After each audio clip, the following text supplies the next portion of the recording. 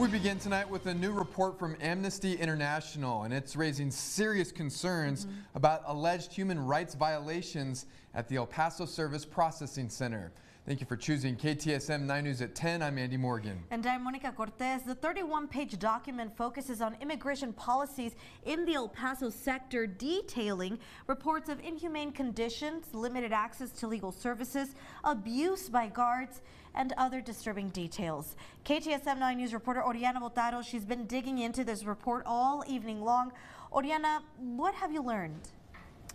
Well, Andy and Monica, this report that I'm holding right here in my hand lays bare the findings from Amnesty International's visit to the El Paso Processing Center just last month, where the organization says it documented patterns of abuse and systemic violations.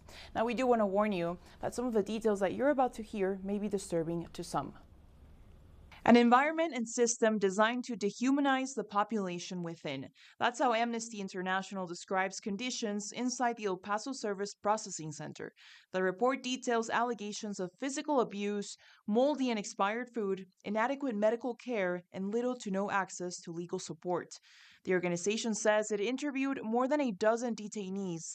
One Venezuelan man claims a guard asked migrants to play football, and when they refused, quote, the guard started saying slurs about how useless Venezuelans are. He goes on to allege that the guard then slammed him to the floor and kicked him repeatedly.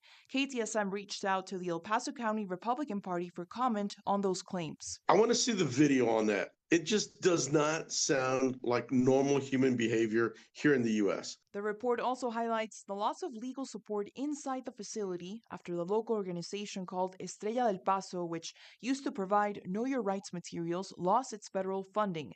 Without it, detainees may have limited guidance on how to navigate the immigration system. In response to claims, such as the ones coming out of processing centers across the board, Southern New Mexico Representative Gabe Vasquez announced he's introducing updated legislation to increase oversight of immigration centers. He's calling it the Humane Accountability Act 2.0. This bill mandates reporting on conditions in immigration detention centers for things like assaults, abuse, hospitalization, and death. Complaints from inmates or detainees about legal access, retaliation, and lack of resources. When KTSM asked about the loss of legal aid for detainees, the El Paso GOP responded. They came here illegally, and now they want us to pay for lawyers so they could stay as long as possible, and they're still going to get something back no matter what.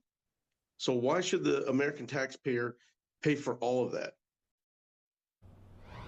Now, Amnesty International is calling on the federal government to investigate the claims, reevaluate immigration enforcement policies, and restore access to legal resources for those in detention. We have a full story posted up on our website at ktsm.com. For now, I'm reporting in the newsroom. Andy, Monica, back to you.